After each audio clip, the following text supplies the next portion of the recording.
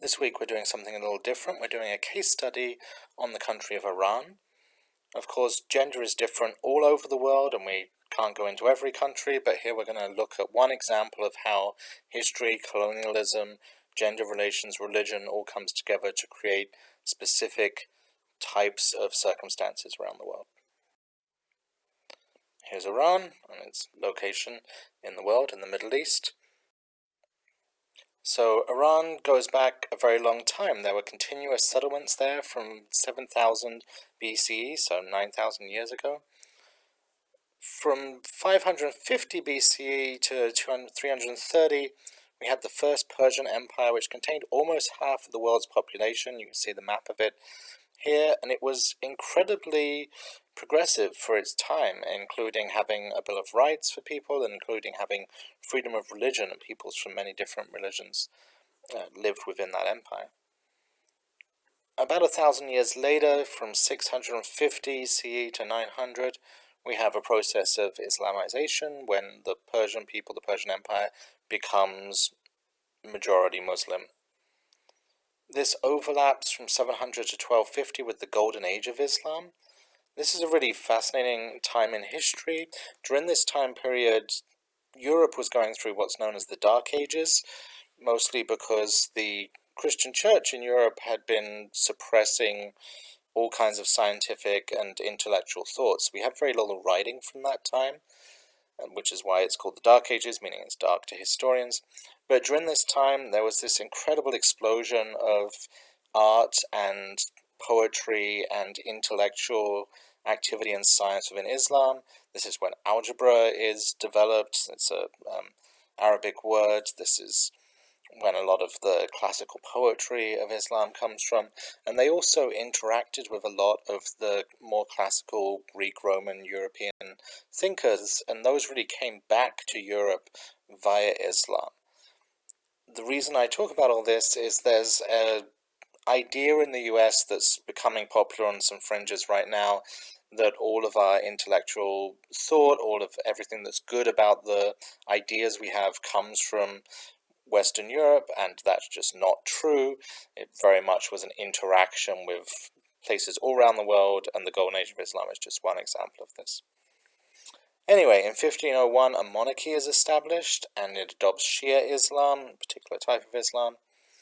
And through all this, we have a consistency of Persian identity, of this idea of being a people united by this racial identity of being Persian. In 1906, there's a revolution and a constitutional monarchy is adopted. The leader of this monarchy is a person called the Shah, which is just Persian for the king. And there's also a parliament. A constitutional monarchy meaning that there's a king in charge, but there's also a constitution, there's also rules, and there's also, to some degree, democratic influence. People can vote for a parliament that has some say in what goes on. In 1908, oil is discovered and Iran becomes a colonial subject. Britain takes control of it, the British Empire, as part of the British colonial project. It's fought over by Britain and Russia. In 1925, a new king comes to power, Reza Shah, meaning King Reza. He goes until 1941, and he engages in this massive project of modernization, of bringing Iran into what he sees as the modern world.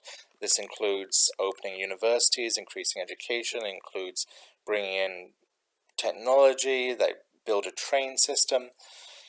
But at the same time he's doing all that modernization, he's also very authoritarian. He's corrupt, there's a powerful police state, he punishes his enemies. And he sees traditional Islam as being opposed to modernization, and so he attacks it. He attacks the clerics, and he actually passes rules requiring people to wear Western clothes and banning the hijab, that's the Muslim head covering. And so you have this period of 20 years here, and this is a picture from a catalogue of that time. As you can see, the women here are wearing what we would think of as glamorous style, Hollywood clothes from the 1920s and 1930s.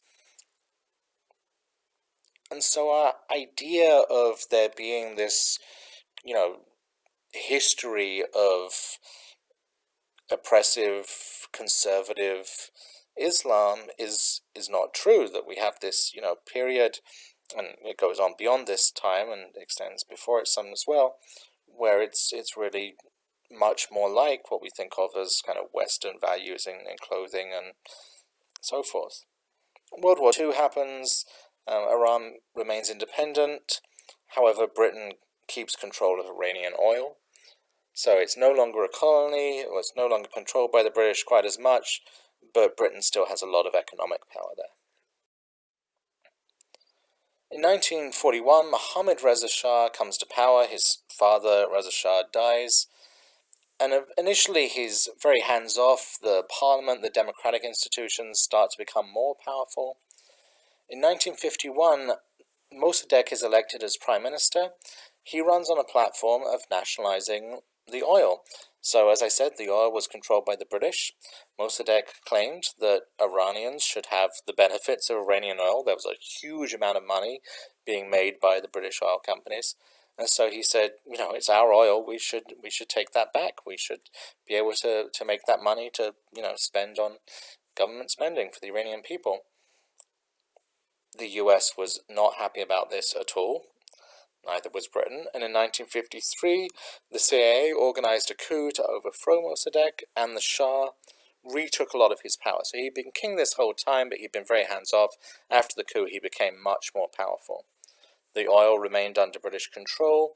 There was martial law, meaning soldiers enforcing the laws, and the Shah became very authoritarian, arresting, murdering, and torturing his enemies, and that included Muslims. He saw Islam as being, or he saw, very religious Islamic people as being his enemy. Now, he was also a Muslim, right? Everyone who is part of the Iranian government, pretty much, are Muslims. So when I say he's anti-Islamic, I mean he's against people who believe in Islam as a strong political force, not just who are Muslim in general. So he went after, clerics and people who were leaders in Islam.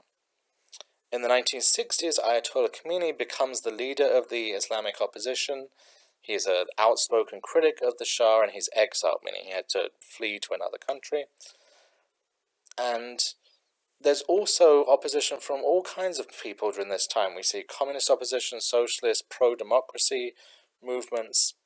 In the 1970s, the Shah hugely expands the military, and he is in general hated by many people, and he's seen, somewhat correctly, as a US puppet.